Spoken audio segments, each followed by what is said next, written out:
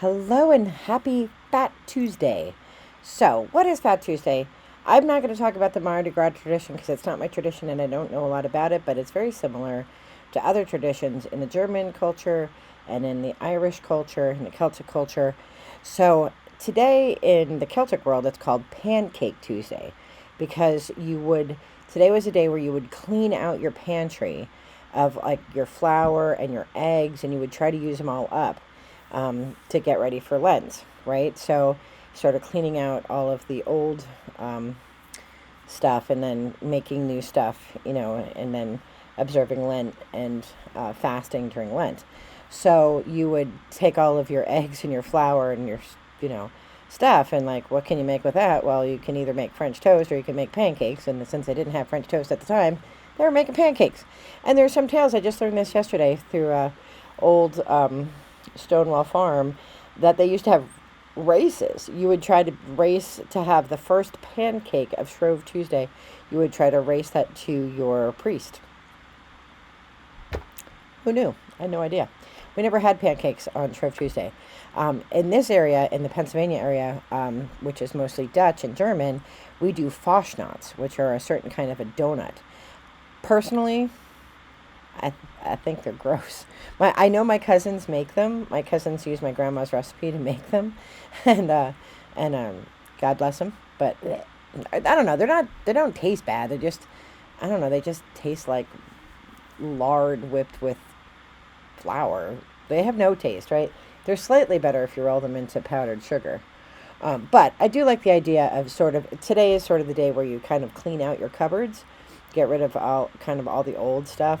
And so the way that I've adopted it is the day that I clean out all my herbs. So any concoctions that I made that have a shelf life, they get poured out and the bottles get cleaned and ready for the new season of things that I'm going to make. I cleaned out my apothecary and rearranged it a little bit, and I'm going to be making some bath salts in a hot minute from a recipe from one of you, and then also some recipes that I had sitting here ready to go. So Shrove Tuesday is all about preparing for this season of Lent, and even I have like hair in my mouth, and I don't know where it's coming from. Where is it coming from? Oh, it's coming from my glasses. It's like, where is that coming from? Okay, there we go. All sorted. So, even if you're not Christian, even if you don't observe Lent or the Easter season, if you think about like theoretical Lent and what that is, it's 40 days of fasting and praying to prepare for something, right? And so, growing up, you were always told you should give something up. And one of our pastors, or what we call him priests in the Anglican Church, he was like, well, you should give something up. And it shouldn't be something that you should give up anyway, right? Like if you smoke, it shouldn't be giving up smoking. You should quit smoking anyway. It should be giving up something that you love, like iced tea. And which is probably what I'm giving up. But Sundays don't count in the 40 days. So Sundays you can have iced tea. Love the Anglican Church. There's always a way around it. Right? But the priest said also that you should take something on that is good and brings about the glory of God's kingdom. So whether that's a volunteer project or whether that's a self-improvement project or whatever, you can give something up and you can take something on. And remember that Sundays are free days and you can have your chocolate or whatever it is you gave up. Some people don't do that. Some people go the straight 40 days and include the Sundays, but the Anglicans knew better. Do you have to do these things? Mm-mm. Like any other magical practice or ritual, you do it if it brings you meaning. Some Lenten seasons, I'm very, very, connected to the season. Some seasons I'm not. This season, I'm not connected necessarily to the Lenten season because I'm really focused on my son. But, Ash Wednesday, tomorrow, you get the ashes of the cross on your forehead just to mark that you are a Christian. Today, you would burn any palms that you have from the previous Palm Sunday. I don't think I have any here, although I don't remember. I don't really get to church too often. I don't belong to one. But in the church, that's what you would do. You would take your palms in. There was a day that you had to take them in, and they would burn them, and then that would be used for the ashes for Ash Wednesday. And it's just this period of preparing, and for what eventually happens to Jesus. Right? He's killed on a cross. for, for people thinking that he was being a fraud, and he wasn't. He was shedding light and love, and like a lot of people who shed light and love in a genuine way, he was treated badly for it. So, do you have to do Lent? No. Um, does it bring meaning to you? Of course it does, if you have intention in it, right?